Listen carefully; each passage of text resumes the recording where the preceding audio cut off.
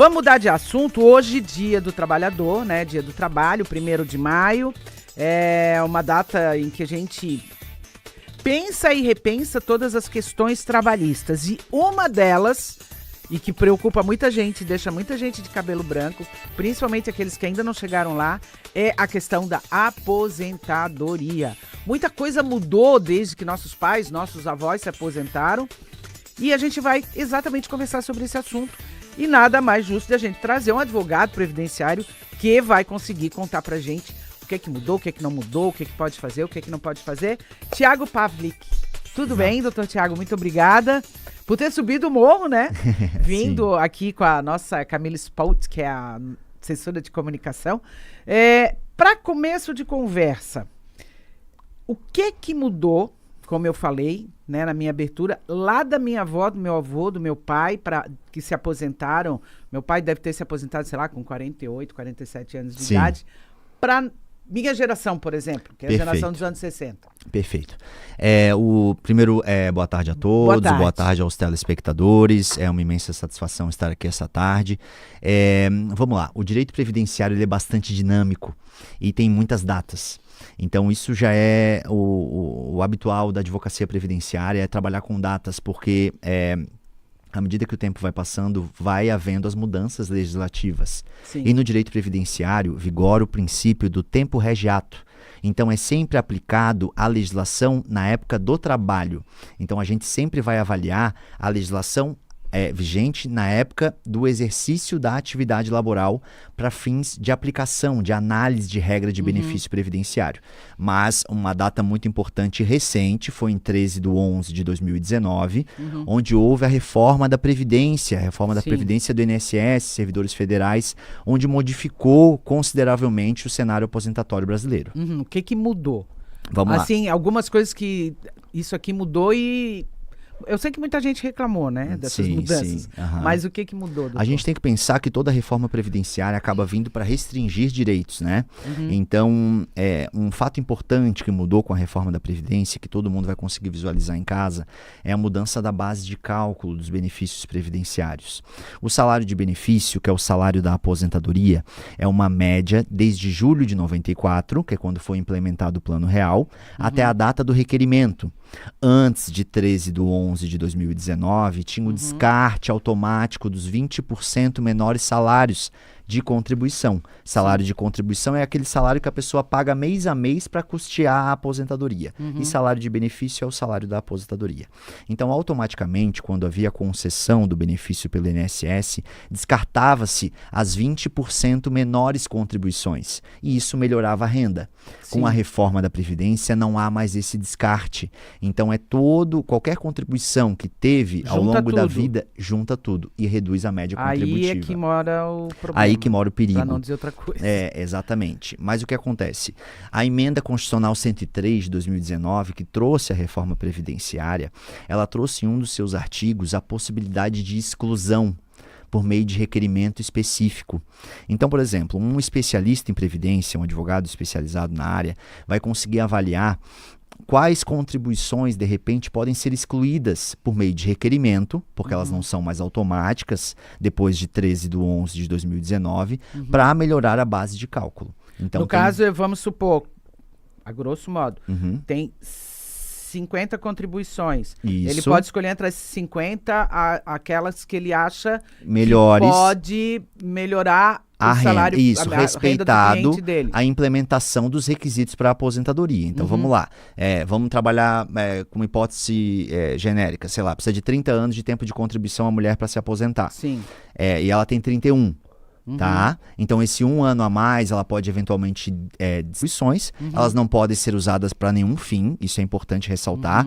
Então, por exemplo, é muito habitual o médico. Tá? O médico tem mais de um regime. Tem a do INSS, ele não pode levar depois esse tempo para utilizar no Estado. Tá? Então, exclui para todos os efeitos. Mas o planejamento previdenciário... Mas ele pode manter as duas. Pode manter as duas. O profissional da área da saúde é uma exceção da Constituição e consegue ter isso. E aí divide por quanto? É porque, na realidade, o que acontece? Vai fazer uma média total falando de salário de benefício do INSS, né? Sim. Então, soma tudo, faz uma média e é 100% da média isso. 100%. 100%. E aí a gente pode excluir algumas contribuições que, eventualmente... E ainda existe a aposentadoria por idade? Então, a aposentadoria por idade ela não é mais aplicada. Não é mais aplicada, Não. O que se avalia agora é uma aposentadoria híbrida, a gente chama, onde avalia a idade e o tempo de contribuição. Antes da reforma da Previdência, a mulher com 60 anos se aposentava, né? E também. Então, dependendo do caso, quem já estava no sistema consegue se beneficiar com as regras de transição e aí conseguir se aposentar antes, né? O que acontece? O operador do direito, ele tem que avaliar o caso do cliente. Então, existem mecanismos jurídicos para antecipar a aposentadoria. Sim. É bem interessante, por exemplo, a pessoa trabalhou como autônoma, tá? Vou dar um exemplo bem prático para quem está em casa. Então, vendia Avon, Natura. Todo aquele que exerce atividade remunerada tem que contribuir para o INSS. Então, em tese, aquela pessoa estava trabalhando vendendo Avon ou Natura e não contribuiu naquele período. Ela pode recolher em atraso e incorporar aquele tempo no seu patrimônio jurídico. E aí, qual seria o valor que ela iria contribuir? Então, aí o que acontece? Na realidade é assim. Existem as lacunas, né? Sim. Se o período é prescrito, tem mais de 5 anos, tá? O período prescrito ele vai recolher com base na média contributiva. Então, é feita uma média e é com base naquele valor que ele pode recolher. O período não prescrito, quando não passou 5 anos ainda, pode-se optar se quer contribuir no mínimo ou no teto do INSS. Sim. Então, por isso o cálculo, o planejamento é interessante, porque às vezes não vale a pena, dependendo se a média é muito ruim, não vale a pena contribuir com valor, recolhimento em atraso muito alto, porque não vai diluir na média. Sim. Então, por isso, o estudo é muito importante. Fazer o planejamento previdenciário, por isso ressaltar nesse Dia do Trabalhador, né, para as pessoas refletirem sobre isso, organizarem, porque é possível antecipar a aposentadoria com estratégias específicas. Então, o recolhimento em atraso é uma delas. Eu posso trazer também a atividade especial. Quem trabalha com condições nocivas à saúde, tá? Ou à integridade física, por exemplo, trabalha com exposição a agente químico, físico ou biológico. Vamos dar o exemplo de novo do profissional da área da saúde, tá? Sim. Que é mais corriqueiro, assim, que tem exposição a agente biológico, fungos, vírus, bactérias, protozoários. Não, são todos os profissionais da área da saúde, tá? Desde técnicos, auxiliares, enfermeiros, todos esses profissionais, eles... Se forem pedir o benefício sozinho no INSS, o INSS vai contar esse tempo valendo 1. Então, vai contar o tempo normal. Só que, na realidade, em decorrência dessa atividade especial, ele consegue valorar o tempo dele, aplicando fatores de conversão de 1,2 para a mulher e 1,4 para o homem. 1,2 para a mulher, não é que a mulher está prejudicada, porque a mulher se aposenta antes. Então, isso faz com que antecipe, porque aumenta em 20% e em 40% o tempo trabalhado. Esse acréscimo só pode ser feito até 13/11/2019, tá? A data da reforma. Então, vai pegar todo o tempo até 13/11/2019, aplica o fator de conversão de 1,2 ou 1,4 para aqueles que trabalham com exposição e isso acresce o tempo, ou seja, antecipa a aposentadoria. O senhor falou saúde, né? Quem trabalha na saúde. E quem trabalha fazendo faxina dentro de um hospital? Ele pode se enquadrar nesse Pode, porque na realidade o que acontece? Porque ele não é um trabalhador da saúde, mas ele trabalha tanto quanto exposto. Exato. Quanto a pandemia veio enfermeiro. mostrar pra gente, né, que não precisa necessariamente estar em contato direto com sangue ou secreção para ser uma atividade especial. Antes da pandemia, a gente tinha até certa resistência em aposentar, por exemplo, um médico psiquiatra, considerando o tempo especial. E aí muita luta na jurisprudência e hoje em dia o médico psiquiatra consegue reconhecer o tempo especial também, ainda que ele não tenha contato direto com sangue ou secreção. Então, aquela faxineira que trabalha em um hospital, que se conseguir comprovar que há exposição a agente nocivo, consegue também essa valoração do tempo. Entendi. Tá? E a gente está falando muito da mulher, né? A dona de casa, ela consegue se aposentar ou ela tem que contribuir? Consegue. A dona de isso? casa, ela entra na categoria de segurado facultativo. Tá? Existem alguns tipos de segurado que o sistema oportunizou eles estarem protegidos pelo sistema previdenciário, que seriam os segurados facultativos, que eles têm a faculdade de contribuir, que seria o estudante, que seria a do lar. Então, eles podem ter o carnezinho, ir recolhendo e conseguir ter todas as vantagens de um benefício previdenciário. Mas no caso da dona de casa, ela pode retroagir essa contribuição, não? E boa pergunta. Já vi que o que acontece. O segurado facultativo tem uma especificidade, tá? O recolhimento em atraso, ele na realidade a gente lida como uma exceção à regra. Porque para recolher em atraso tem que provar. Tá? O INSS, ele não é um banco, ele é um seguro social. Então, tem que ter o exercício, a comprovação do exercício da atividade laboral. Como a dona de casa, ela não tem atividade laboral propriamente dita, ela se enquadra, portanto, como segurada facultativa, ela pode recolher em atraso 6 meses para trás. Essa é a peculiaridade do segurado facultativo. Entendi. Só 6 meses para trás. E no caso de ela já ter, por exemplo, uma pensão pela morte do marido, e aí ela vai lá e vai querer requerer uma aposentadoria para ela. Ela perde esse benefício? Não, na realidade vai optar pelo benefício mais vantajoso e é aplicado uma regra específica para haver um escalonamento e uma redução do outro benefício. Entendi. E aí é um cálculo bem específico, assim, aí tem que fazer caso a caso. Entendi. Eu anotei tanta pergunta que agora eu estou escolhendo quais são as melhores, porque senão daqui a pouco não dá mais tempo. Eu consigo aumentar o valor da minha aposentadoria? Por exemplo, uma pessoa que é aposentada como eu. Aí eu olho lá e digo assim, acho que eu não estou ganhando o que eu devia ganhar. Acho que está ganhando pouco. Eu estou ganhando pouco. Eu consigo, de alguma forma, Revisão. um recálculo, uma revisão. Com certeza, sem tá? parar de receber? Sem parar de receber. E as perguntas que a senhora está fazendo são muito pertinentes, sabe? Porque são perguntas que a gente observa no dia a dia do escritório de advocacia. Vou fazer revisão. Meu Deus, vou ficar sem benefício. É um medo que todo mundo tem. Então isso não acontece na prática. Eu acho que outro medo também é de, por exemplo, eles descobrirem que eu estou ganhando mais do que eu deveria. Isso é um outro medo também. Mas pode acontecer? Isso pode, mas aí é o que acontece. Aí não.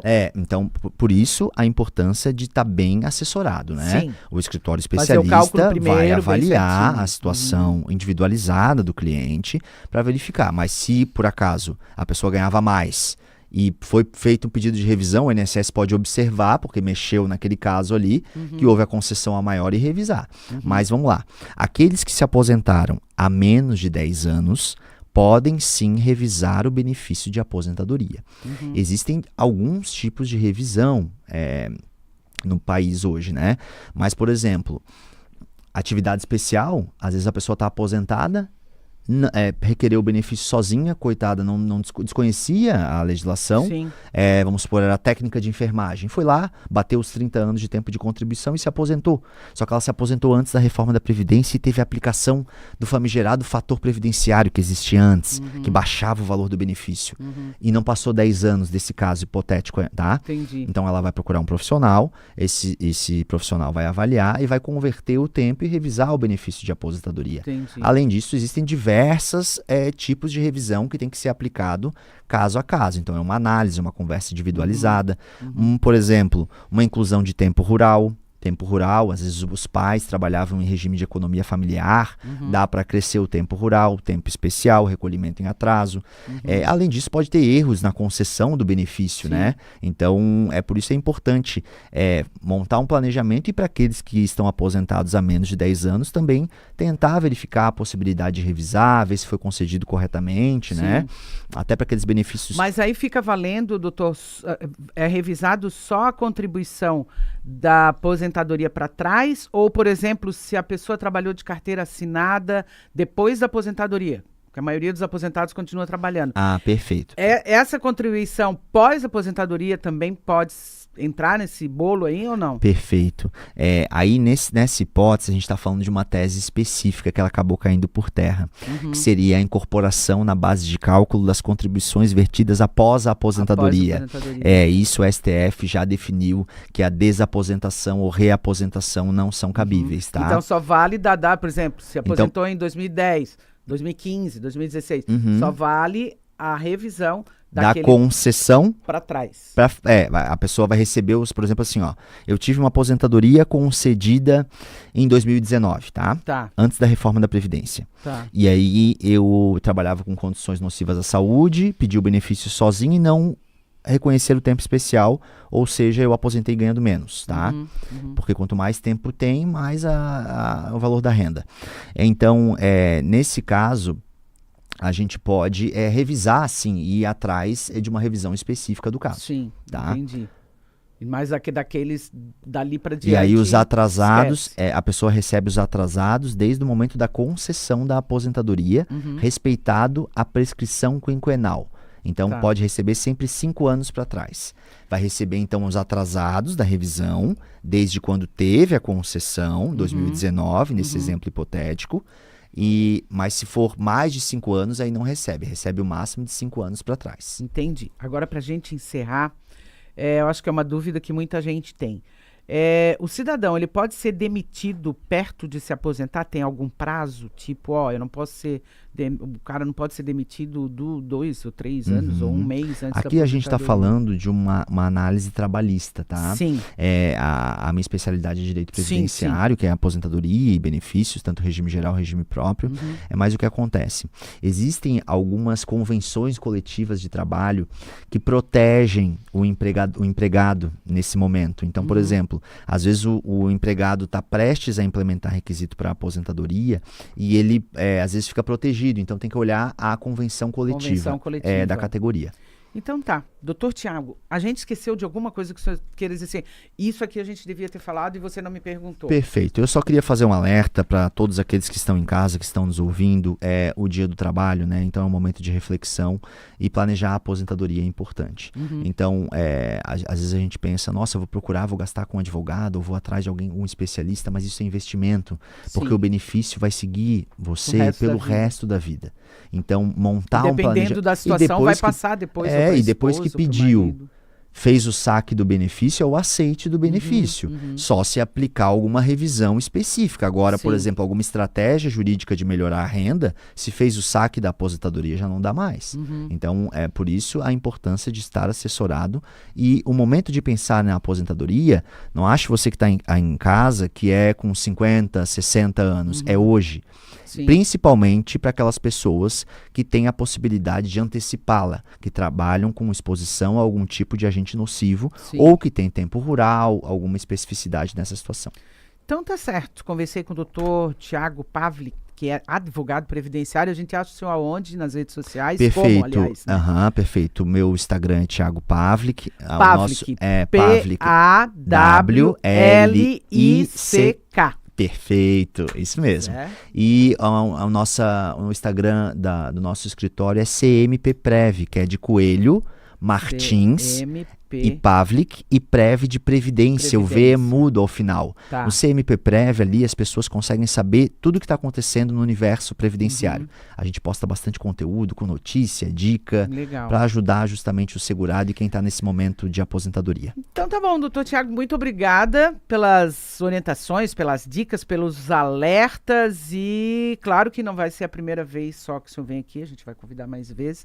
Foi um enorme prazer, tá, lógico, gente? Que a Camila vai daqui a pouco ter mais outras pautinhas interessantes, e é sempre muito bom a gente poder ser esse canal, né, com as pessoas, porque essas pessoas têm alguma dúvida ou deu um E o direito previdenciário, todo mundo vai precisar da previdência. Com certeza. É um auxílio-doença, né, um auxílio-acidente, ou vai uma aposentadoria. Então, em algum momento da vida, a pessoa vai precisar. Exatamente. Então, pensar na previdência é ser previdente, é pensar no futuro, e uma relação muito legal com o dia do trabalho. Né? E foi como o senhor acabou de dizer, né? O senhor encerrou dizendo assim, que vamos supor assim, um negócio mal feito nessa hora, né? Claro. Uma coisa mal feita vai te acompanhar pro resto da vida. Então tem que pensar que é um investimento. Exatamente. Muito obrigada. Obrigado a vocês. São 3 horas